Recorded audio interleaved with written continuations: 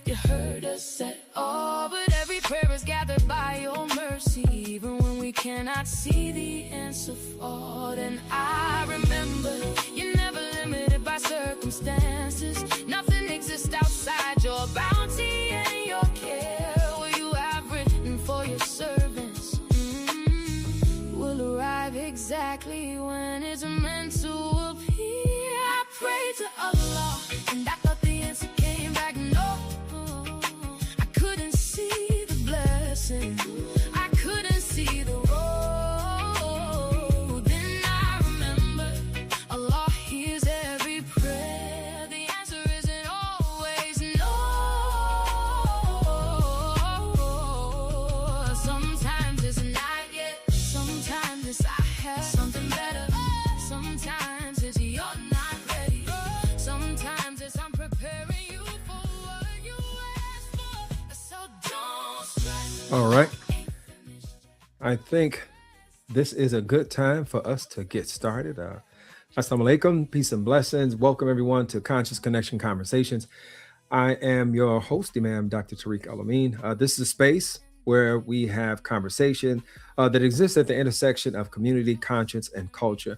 And tonight we're talking about the stories we must tell. All of us have stories. Our families have stories. Our communities have stories. But having a story and preserving the story are two different things. So sometimes we're actually not even aware as to, like who we need to tell the story to, the value of that story. And unfortunately, sometimes it's not until that person is gone who's carried that story that we realize the value, that it carries. So tonight I want to talk about it and what it means to preserve those stories, what we pass forward, when we do, how our understanding of our own stories can change as we continue to live them. And my conversation partner tonight is somebody who is uniquely qualified to help us with this conversation, is Zarina El-Amin. She is a cultural anthropologist, author, publisher, founder of Legacy Storykeepers, a global movement helping individuals and families preserve their life stories before they are lost. Because if you've ever heard, when we lose an elder or individual, period, we lose a library. So her work, it sits at the intersection of culture, memory, identity, and storytelling through what she calls legacy care. So she is challenging us to think about legacy as more than money or material inheritance, but to also include our histories, our wisdom, our experiences, and the lessons we've gathered along the way. So she's also leading an initiative to preserve 100,000 life stories, 100,000, not 10, not 1,000, 100,000 life stories. So I want to first of all say thank you for taking the time and welcome to Conscious Connection Conversations. Assalamu alaikum. Walaikum salam wa rahmatullahi wa barakatuh. Thank you so much. I appreciate the opportunity to share. I appreciate the opportunity to hopefully get some more people inspired to sit at the feet of their elders and record these stories while we still can. Absolutely. Absolutely. So I want to start with the word at the center of so much of your work, legacy. When you're using that word, what does legacy mean to you? And what do you want it to convey to other people? Yeah, legacy is one of those words that you hear all the time, right? You hear it thrown around.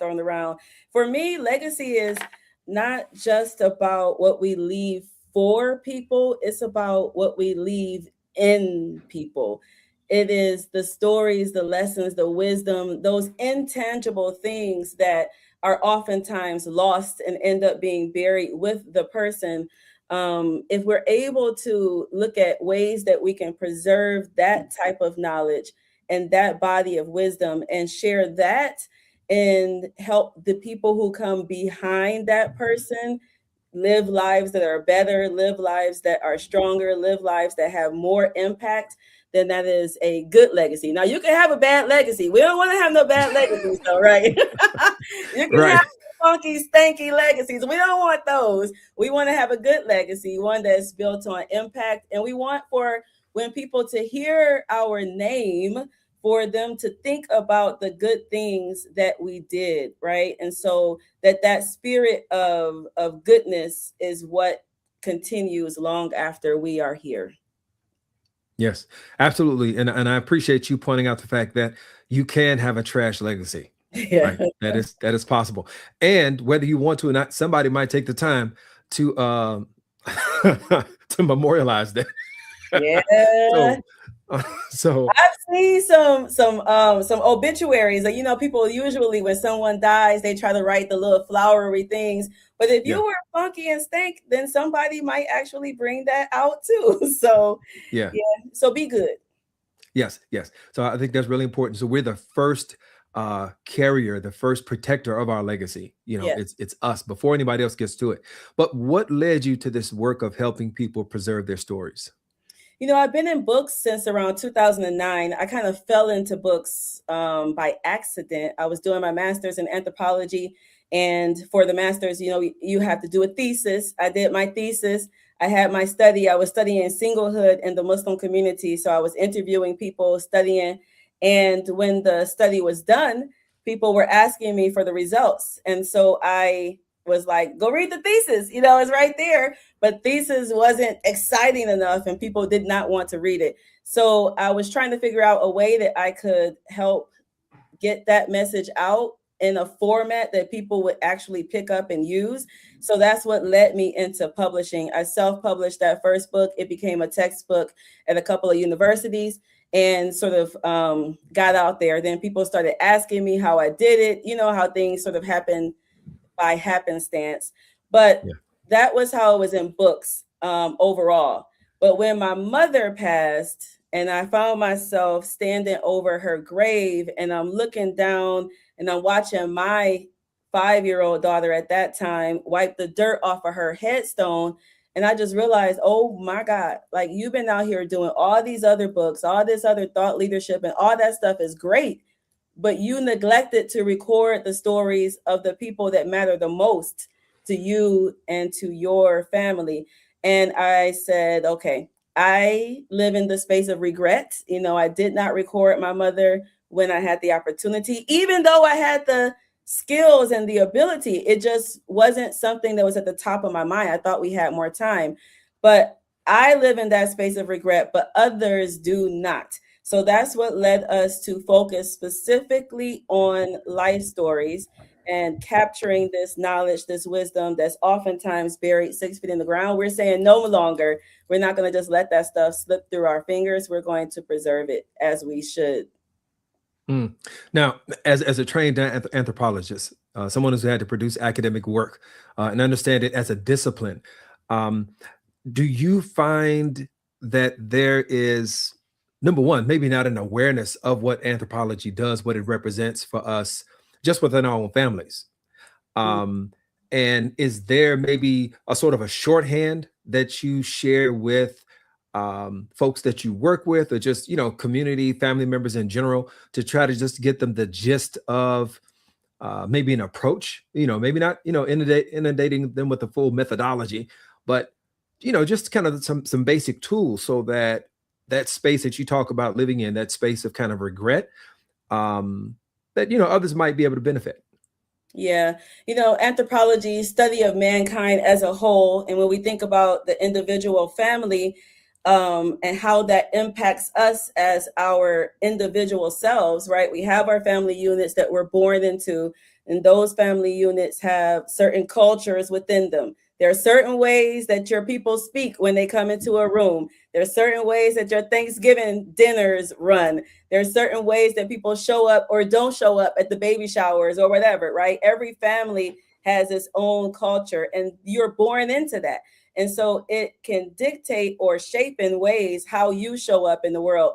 And what we found by doing this life story work is that when we are giving people the opportunity to sort of slow down just a little bit and look at what was I born into, what have I chosen for myself, what were the decisions that I made that affected how the trajectory of my life moved, who were the players at hand. When we give them that opportunity, they realize that their family history is a very big part of that, right? And Mhm. I'm Black, obviously. I'm African American, right? And I know that my own personal history, we were cut off because of chattel slavery. So we can only go to a certain level of family history. But we all know that there is an innate desire to know who we come from, where we come from, whether everything was good or there were some challenges in there as well. Having that information makes us individually like stronger. We have a better sense of self, a stronger sense of identity, and all of those things. So it is very important for us to, we can't change the past. We can't go back and fill in everything. We can do the research as far as we can with genealogy and such.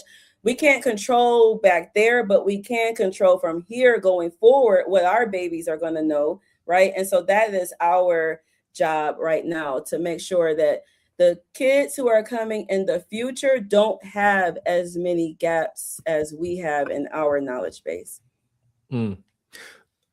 So when you're using the term legacy care, what is legacy care, and why do you think we need to expand our understanding of legacy beyond money and material inheritance, which is it's a big thrust. Of course, it's important, but Absolutely. why the need to expand it? Generational wealth, they say, only usually lasts like about 3 generations, right? So that means if I pass something down, my kids and then their kids, like that's a little stretch, how long this money is going to last. Generational wealth is extremely important. And for my community, the African American community, we have to make sure that we pass down that generational wealth. But the cultural wealth, our stories, the wisdom that comes in from learning the survival techniques of our grandparents. You and I just came from this march, right? We were a part of that march, 60th March of Marquette Park by Dr. Martin Luther King, listening to Dr. Bernice King, his daughter, right? Listening. And I walked around and talked to some of the elders who were there, who spoke about other marches that they came to. So there are survival techniques. There are strategies that our people have used over the years. And if we think that those things are not valuable, it's us who we're doing a disservice to. So we cannot only focus on generational wealth. Yes, that is extremely important. But will you get your trust, when you get your wills, when you get all of those things in place, you must also make sure that your cultural inheritance is in order as well. So the stories, the knowledge, the wisdom, all of those strategies that we're talking about, those things have to be preserved. And I will say, if you think it's not important, all you have to do is look at the news and see how they're trying to erase certain stories, see how they're trying to suppress certain bits of information from museums and such. So while you out here lollygagging, thinking that it's not important and it has no value at all, they are actually building whole movements around suppressing your intangible information and such. So yeah, we got to wake up and we have to realize that we're literally sitting on gold and we have been burying it for a long time, and it cannot happen like that anymore. Now you mentioned, Zarina, you mentioned that there's an innate, and this registers with me. There's an innate desire to know, like, the soil that you come from. To know the people that produced you and their experiences. Yeah. But I think also what we're pushing back against is this: there's a manufactured kind of a disregard for the past. And in a lot of ways, we hear about with that when people talk about, especially when people talk about, chattel slavery, or they talk about injustices that have taken place, here, not even anywhere else, but just here. And some of the remarks are, well, your parents, you're not a slave, so why should you be concerned about what happened before you? Without realizing that those stories have shaped the reality that we're in right now, right? So those stories have some value. They have a lot of value, right? They are germane to our understanding and the life that we're living. So what do you say to that type of that mindset that is looking to separate people from that innate desire, that inclination to want to have some awareness, of the past that has produced them? Yeah, one of the big things that we've come up against in our work is the undervaluing of self at times, even without going back, into the history. And I'll speak about that in a moment. But a lot of people feel as though I just raised my kids. I just went to work, like my story wasn't really important, right? So when you automatically undervalue your own self, you can see why naturally by extension people may also undervalue that which came before them. So, but this is all intentional. It is all intentional. They don't want us to have any sense of value or know where we come from or see any value in that at all, right? So it is Mhm. definitely a systematic suppression of our value. But when we look at, chattel slavery and such, I remember when I think it was my daughter, we were having some conversations. They're like, I don't want to talk about that slavery stuff. Why? Because it made them feel as though they were second class or as though they came from people that did not fight back or da da da. So we had to have some conversations, right, around these topics. But when you see people and the images that they put out for a long time, naturally they want you to feel as though you don't have any value, your people are nothing, da da da da da. And a lot of times those things can get internalized, and so it makes people want to disconnect, right, from that type of history. Now, this is one of the reasons why the Kemet people are like, we come from kings, we come from queens, right? They want to go back just to kind of lift up people a little bit, make them feel a little bit stronger and better. And when that message gets into the mind, then people are more likely or more interested in looking at the history because there's something good there. You know what I mean? So, but the bigger part for me is that these jokers don't want us to know anything about who we are before, and they don't want us to capture any of it right now either. So when I see that there is a systematic devaluing of our people and a systematic erasure, they're literally trying to erase the culture on purpose, then again, it's like a wake up call. Why are they doing that so much? Like, what is the value of this that we maybe are not seeing at this time, but they have already identified enough that they're going to put millions and billions behind suppressing it. So if nothing else, then we should wake up from that, the economical impact of it. Mm-hmm. Yeah, and I'm glad that you mentioned the financial aspect of this, right? Yeah. We think about media, we think about whether it's print media or digital media, movies, whatever it is, it's all a form of storytelling, right? Yes. And the stories that we consume, again, these are the things that have a direct impact on our orientation in life, Yes. and our perspectives, how we imagine our possibilities, what we think our lives are supposed to look like. And it's all, and it does not come from within, and that's the thing. And we're not always paying attention to that. When we talk about preserving our stories, particularly as it relates to, like there's a financial, there's a value, right? There's a market that goes along with our stories and how they're told. Do you see this as, and I'm sure you do, but I'd love to hear you talk about this. Do you see this as a form of, communal and self-determination? Mm-hmm. Yeah.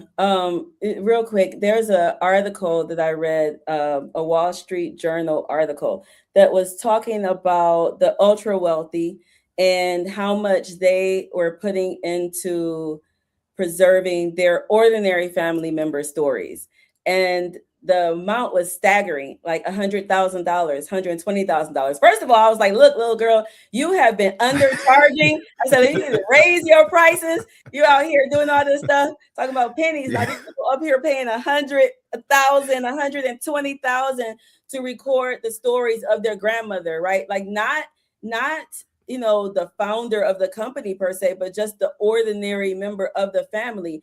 And when I saw that, I said, wow, you know what I mean? Like it was just a wake up call. But I think for us, as people, especially now where we're seeing, as I said, like the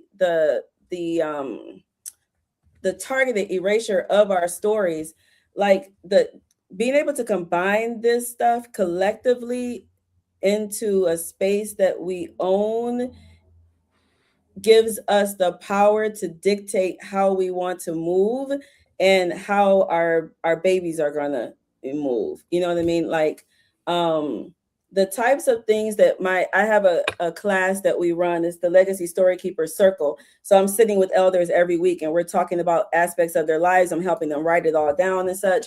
But the things that they talk about specifically around the civil rights movement and their activism, these are everyday, ordinary people. Last week, one lady talked about, I asked them about the role of activism because we had just come from that march, right? So we just had used that as a way to start talking. One lady said, oh yeah, you know what? I forgot that I went to jail when I was protesting. Like, she literally went to jail, right? She made a personal sacrifice, and then that impacted her family and such. Another lady dropped out of school in her senior year of college after the assassination of Dr. Martin Luther King. She dropped out of school her senior year of college and then went on to protest. She eventually went back. But when I'm looking at like the mindset of those people, that then affects me and how I'm going to show up in the world, how I'm going to make sure that we continue to be active and continue to make sure that we are, I call it positive evolution, like we're continuing to evolve, but in a positive way, right? So yeah, I'll leave it at that. But it gets deep, right? You know, that's really, it's interesting. I had a conversation recently with an elder who is from uh, Birmingham, but then spent his formative years in Detroit. And he was telling us about his experience during the civil rights movement, during those marches. And what stuck out to me was the power of narrative again, right? There was one narrative that was being shared, being broadcast throughout homes in America, right? Many white homes, right? Who were, there were people of conscience, and, you know, they were appalled at what they saw, right? They saw these disciplined Black folks, these African Americans who were not fighting back, who were enduring taunts and violence. And while that softened, you know, some of those hearts, right, and allowed for a progression, for a movement from one kind of moral stance to another, it also had an impact that this elder pointed out to me, which was many of us were not aware of the strategies that were taking place during that time. Yeah. We thought that that was simply the way things were all the time. Yeah. And he told us, he said, look, do you really think that we would just walk around letting white folks beat up on us all the time?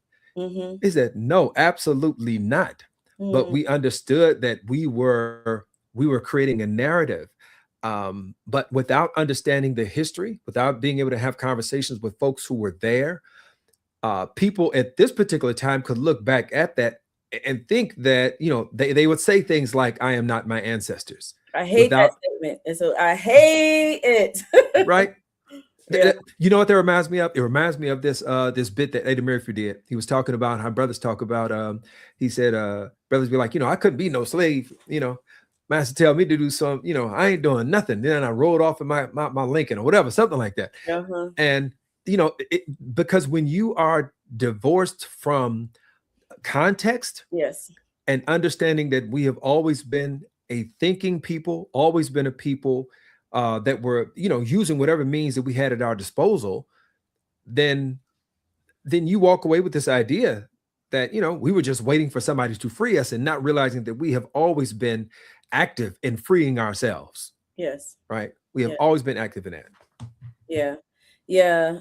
And again, that's strategic, right? Like that type of information and such that they don't. But when I think about the educational systems, you know, and the curriculums that are built, I'm from Detroit, born and raised in Detroit. I'm a product of Detroit public schools. So I went to school like in a time where it's blackity black, you know, everybody is black, but we saw black in excellence on all different levels. Despite what y'all be saying about Detroit versus everybody, we saw the black like on spirit of excellence, right? And that really impacts the way we show up, because we don't show up like oh, we can't do this, and oh, we can't do that, and oh, they're trying to suppress. Like, we show up in a space where we're going to own that space, right? But when you look at the curriculum, what we like, we had to learn lift every voice and sing. My kids the other day, I said, oh my God, these kids, like, they only know it from me, but they don't know it from the school environment, right? So if you don't have a conscious, intentional, extra layer of education going on, like, your kids will not know it, right? And they will be inundated with all those other messages, with all those other negative thoughts, and so they will naturally separate themselves. And so then we wonder, like, why aren't the kids active? Why don't they care about this? Why don't they care about that? Yeah. Makes sense. Yeah, Absolutely. So, folks, I don't want to make any assumptions. There may be somebody who will watch this later on, or maybe that's even with us right now, is not aware of some of the different avenues of work that I do, and a part of that is music. And the music that I produce, it is designed to hopefully to foster conversation, some curiosity, connection with God, and of course, being Muslim, I use Muslim Islamic language, but I like to think it's universal. And there's a song that I did recently. It's called "El-Amin" or Ihsan. It is taking such discipline for me not to go into explaining all of Ihsan. So I'm just going to say, so there's the song, and one of the the lyrics are, the doctor coming out. but maybe that'll be on a future conversation. But the lyrics are, and I don't know if I've got this queued up right, but it says, I prayed to Allah and I thought the answer came back no. Sometimes it's not yet. Sometimes it's I have something better. Sometimes it's you're not ready. Sometimes it's I'm preparing you for what you ask for. Now, let's see if I got it. Okay, actually, here it is right here. I couldn't see the blessing. I couldn't see the road. Then I remember Allah hears every prayer. The answer isn't always no. Sometimes it's not yet. Sometimes it's I have something better. Sometimes it's you're not ready. Sometimes it's I'm preparing you for what you asked for. So don't stress, Allah ain't finished yet. Don't stress. Okay, so that was my segue into into when you're doing this work. You are talking to people about preserving and also making sense of their stories, right? Because that's the other thing. Like you said, you just talked to a sister who forgot that she was arrested, Yeah. doing right. Yeah. But that requires some interrogation. Yes. It requires people being able to be still and really reflect on moments of their lives, and sometimes you're able to do that, thematically, with prompts and things of that nature. But when you're helping somebody to preserve their story, do you encourage them to revisit not only what happened, but what they believe it meant? And hopefully that's what people get if you heard the lyrics, and that sometimes it's no, it's not right now. It's it's later on, but the meaning that we assign to things.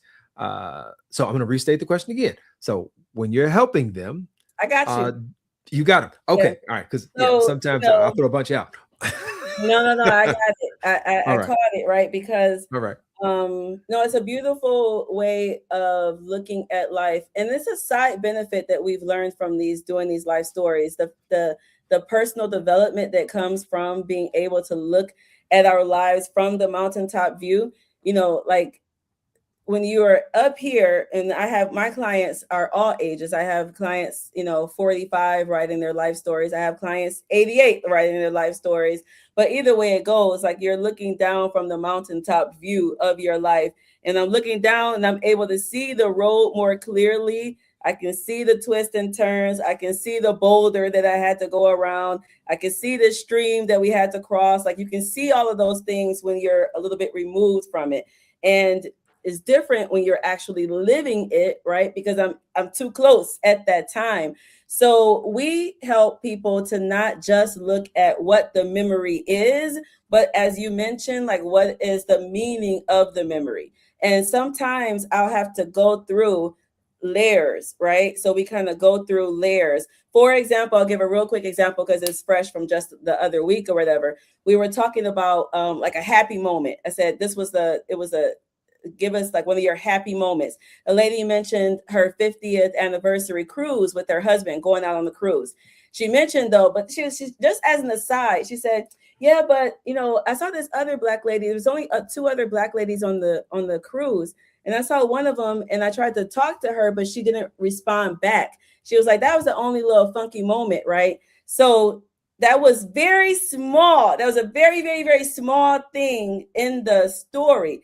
But I asked her, why did that rub you such the wrong way? Where you still remember it like a decade later that one black lady didn't speak on the cruise. So naturally, all of the things about what blackness means, about identity, about shared respect and love when you're in other types of spaces, all of these things came out. So the conversation went a whole different place and allowed her to look at her role, what black means to her, right? Which is a thread that runs throughout her entire life. But if we had just stayed on, hey, I took this happy cruise, 50-year cruise, we would have never gotten all the way there, you know? So you have to dig deeper and look at what is the real meaning of these memories. And especially, like, my memory is jacked up. I ain't even gonna lie. I gotta write everything down. My memory is jacked up.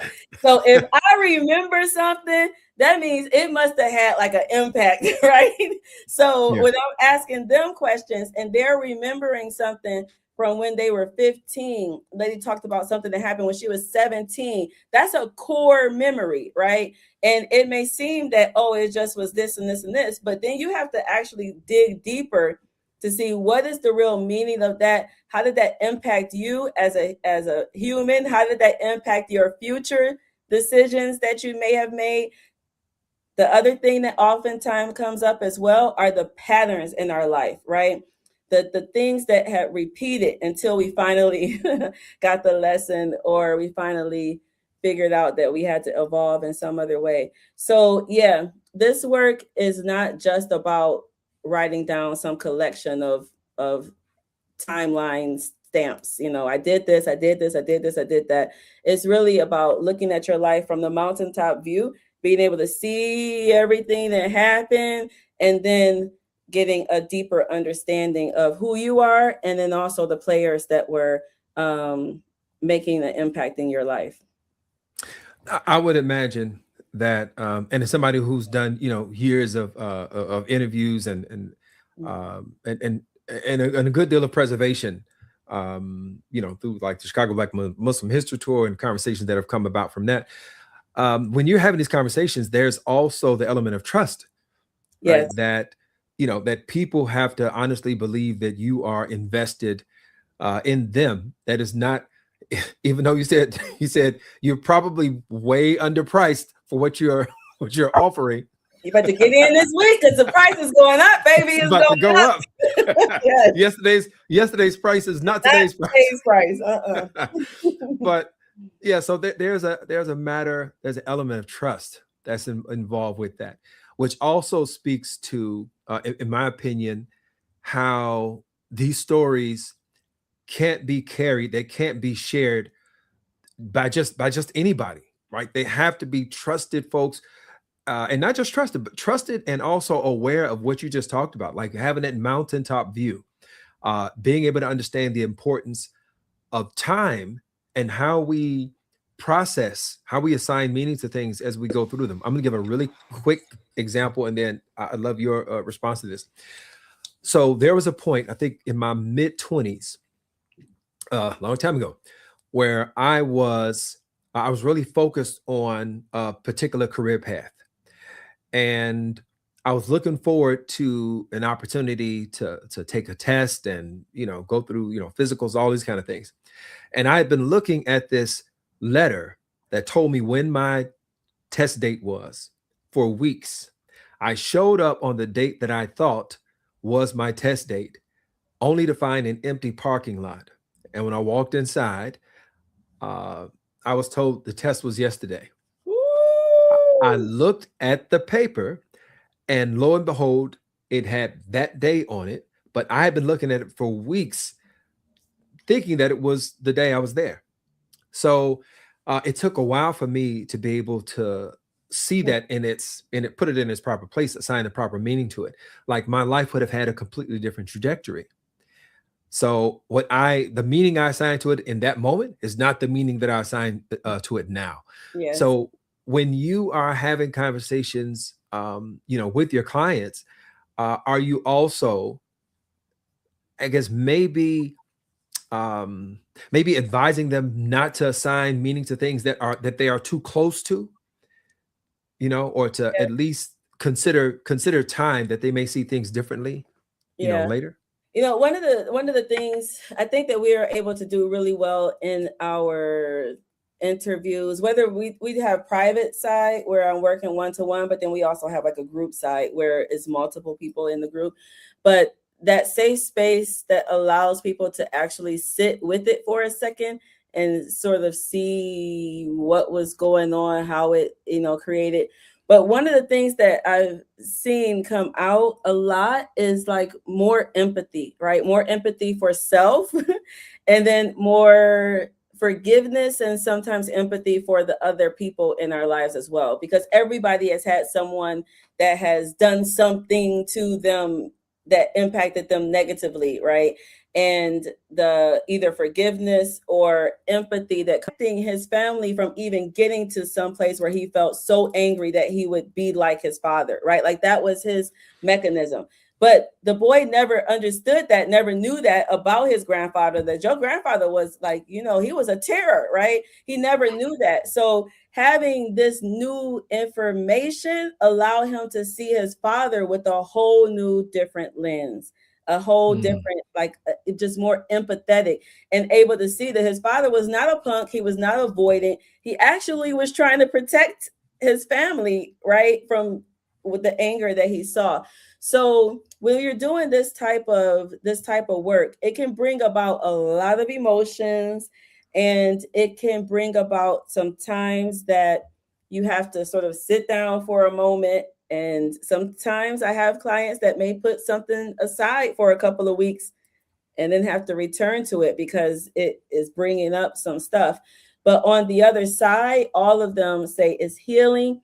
All of them say it's gives them a better understanding of who they are and the people that were in their lives, and they have more empathy for themselves. And I'll just say real quick on that empathy part, that is a very important. Like I'm not going to put words in your mouth, but I can imagine if I missed that test, I'd have been like, you, da, da, da, like I can't believe da, da, da. I'm just mad, angry. I made a mistake yeah. like this week. Like I only told a handful of people because I was like, y'all ain't gonna be trying to say I'm stupid. Like I only told a handful of people about this mistake, right? But like literally, because I'm so close to it right now, thought about that at all. But I thank a lot for it because it gives me it's like having a million mentors, right?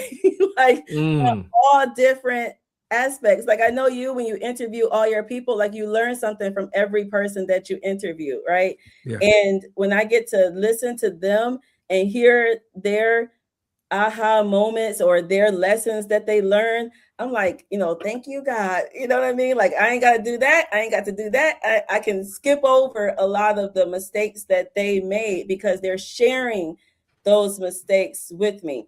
And that is Hmm. the whole reason why we're doing this life story work, is to capture not just like the highs that someone did, but also the lows so that other people can see these lows are natural, one, but this is how this low looks. So if you come across this same type of situation, do something different, right? Like we're supposed Right. to be building our collective body of knowledge so that we evolve and we just don't keep repeating the same mistakes. So we can't sweep stuff underneath the rug. And I would just say I'm very thankful that our clients have the courage to share and to dig deep because it's not always easy either to share your big mistakes. Yeah, absolutely. You know, what you just said, it actually makes me think about one way that I've been extremely blessed to be able to accompany families, individuals, in the last days that they have with, family members, Yeah. with loved ones. And then, see that process through. And when I'm talking to people, what I always remind folks, remember people in their fullness. Don't Mhm. just remember the things that that you liked, but remember the stuff that got on your nerves too. Remember the things that irritated you, because what we have a tendency to do is to we kind of romanticize. We we sanitize in a way where we lose the benefit of that person's experience. And what you just brought up, the highs and the lows, there's an importance of understanding and appreciating the lows of life. And I'm really I'm interested to hear your thoughts. We're in a time now, it wasn't here for us when we were coming up. Social media was not a thing. Mhm. And so just identity formation, expectations that people have, the ability to just present the best day, in your life. And there and that's a weight for a lot of people. They see certain accounts and influence every day as the best day that they've had. They never see a low, right? Yeah. So in that type of an environment where that that's a reality, again, can you say a bit more about like what that means for you? Like you said, I had a situation, I didn't tell a whole lot of people about it, but Mhm. how important is it for us to really kind of be mindful about bringing some of those things into this environment to kind of maybe establish a bit of balance? Yeah. Not necessarily, like disclosing everything, Right. but so that there is some balance and people see that life is not always, it ain't always sweet, you Yes. know? Yeah. Yeah, when people are writing their life stories, some people have a tendency at the beginning to want to only talk about all the good accomplishments and this and this and this and this. And once we actually get into it, and I say, well, how did that come about? Oh, well, how did that come about? Oh, well, how did that come about? And then we start actually getting to the lessons part. They realize, as you've been eloquently stating, that the lessons led them to where they got, right? And so you can't skip over those lessons, because then you actually don't get to this place where you got to or whatever. But a lot of shame comes with these things as well, right? So when you're sharing a mistake that you made, or you're sharing a decision that you did, or this pattern that you lived with for 28 years when you should have stopped at the beginning, you know what I mean? Like, people have so much internalized shame and so much fear of judgment from outside, that it's like, like I don't want to put that out there. I don't want to put that out there. Like, my friends all say, "Look, you share too much, right? Like, you share too much. You're on there talking about stuff that don't nobody have no business. Like, you invite people to say things to you, Zarina, that you don't necessarily need to share." Now, I would say some of us are built certain ways, right? So I'm built in a way where I don't think about it. Like, there are just certain things that Allah says, say this, so I say that. And then whoever is able to benefit from it, I pray that they are able to benefit. But what I have learned from my own, minuscule life, is that there are so many people who suffer in silence. There are Yes. so many people who you look at them and they're smiling, and you see the IG roses and you see all the bloom, and you think that they're great, but they're literally crying themselves to sleep. And if they had a safe place, or if they could even just realize that I can be human, I can say, like, today was not the best day. You know what I mean? Like, hey, I'm going through something, without feeling as though that is going to cloud their entire identity, that makes everything. I think that just allowing people to be more human allows them to not slip into, like, the depths of depression. So for me, I'm like, yeah, today wasn't all that great. It just wasn't. Now, I still ain't gonna tell everybody everything, because everybody has to have you don't have to share everything. That's what I always share with my clients too. So sometimes things will come up and they will decide that that is a memory, that is a meaning that was just for me, right? Like that Yeah. was just for me. I'm not going to put that out, and that is perfectly okay. It doesn't have to be you tell everything in your life. But what we found is that doing this work, open yourself up. And then when we also, like, when the ladies, I have a lot of ladies in my group, so sometimes there'll be like all ladies on the call, and somebody will be talking about something that happened in their life. Oh my God, that happened to you too. I thought it was just me, right? And then they start to see that they were not alone in that challenge, but nobody talked about it. So they thought that they were suffering alone. It was just them. So yeah, we got to open up. We have to share a little bit more, not everything, but being able to share a little bit more frees us too from the shackles of trying to be perfect. Yeah. Yeah, because that's a whole fallacy, right? Perfect does not exist. And I would say that I'm probably also prone to use myself as an example. I've never had a issue with that, and that's probably because when I think about the Prophet Muhammad sallallahu alaihi wasallam, I think about him and how, like, he was forced to be on display, and there was no hiding. Yeah. And but also, echoing your point about not just giving everything away, but not being closed off to the idea of starting any analysis or an example. I often point to myself, like, hey, I'm an aspiring Muslim. I'm an aspiring, I'm trying to be the best that I can, and I'm probably dealing with the same stuff that other folks are dealing with. Now, the danger does come with, well, I don't want to say all of that, because some stuff I'm not dealing with, right? But we all got stuff we're dealing with. Yeah. And that is real. But we're also in a culture of voyeurism, and where people are happy to consume others' misery, right? Or difficulty, right? They're not watching for a lesson or watching because they want to reach out and they want to pray for you or whatever. They're just watching because it's entertaining. Yeah. So you do have to pay attention to that. So, but let me move on. I want to ask you, because we didn't really get into beautifully wrapped, enlivening the soul, enliven your soul. Can you tell us what's the through line? Is there a through line? And it doesn't have to be, right? Because I'm also a person who has like 9 or 10 irons in the fire. There's some connectivity, and sometimes there isn't. But for you, how do you see these other endeavors? My other projects, my other bits of work. Yes. So for those who are not familiar, we ran a calendar. Let me see if I can actually show you real quick. So those calendars behind me there, Beautifully Wrapped, was looking at the global art of head wrapping from a spiritual perspective and a fashion perspective as well. And so that project ran for about 8 or so years.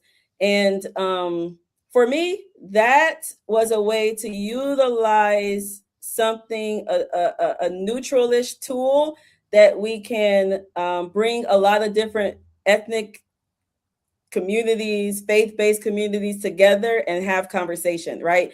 So that was the purpose of that beautifully wrapped. We're using head wrapping because it's kind of ubiquitous all over, and we're able to pull that in, and then we can now like have deeper conversations, right?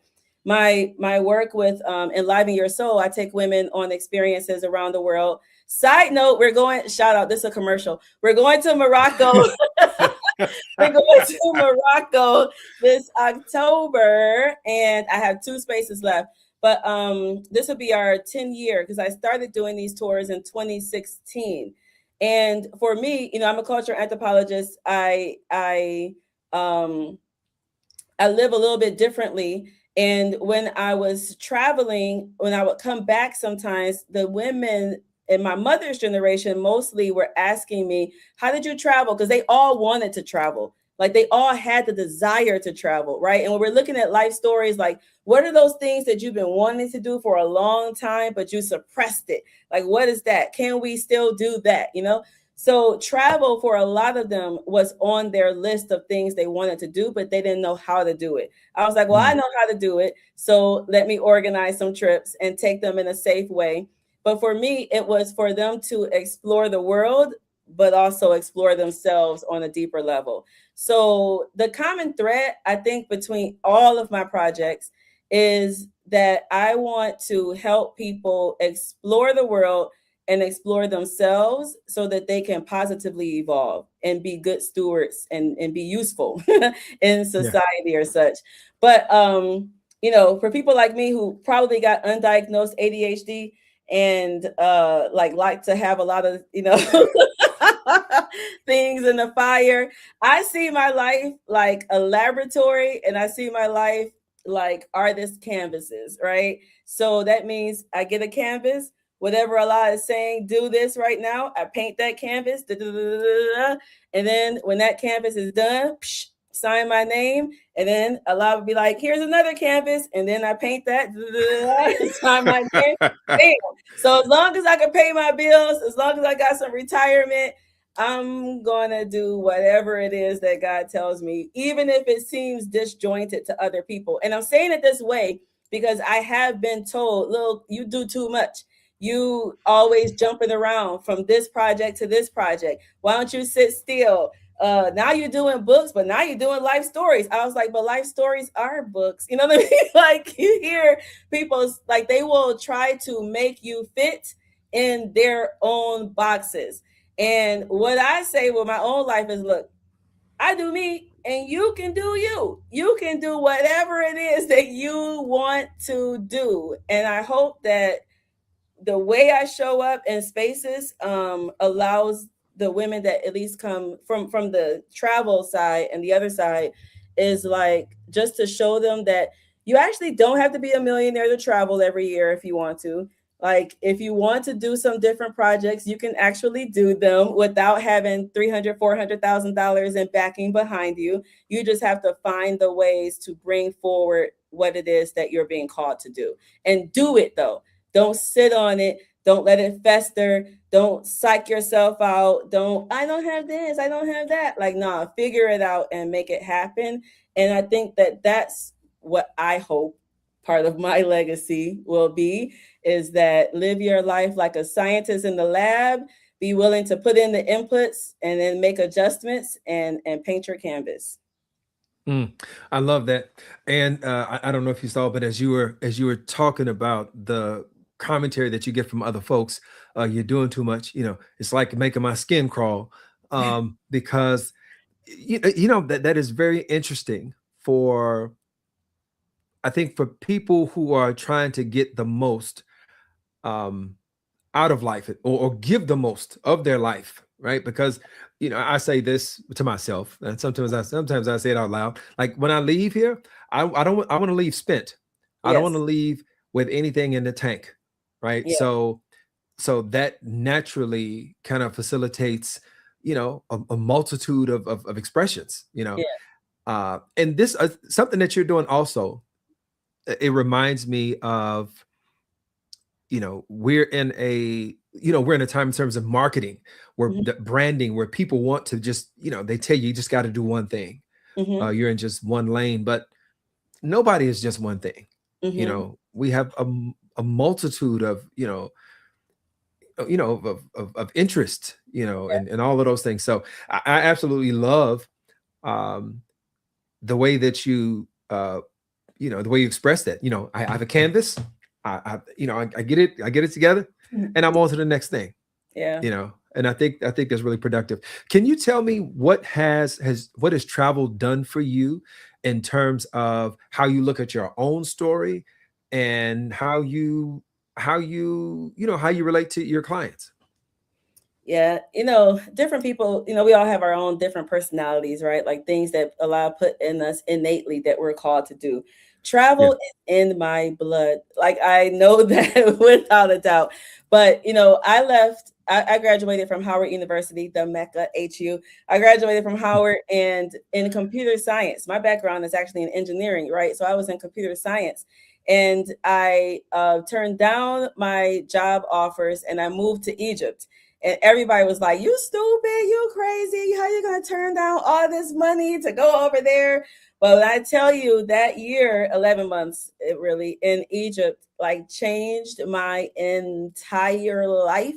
Like it changed my entire life. There, I learned about the world, but I also learned about perceptions of what we think something's going to be. But when we get on the ground in reality, like there are differences.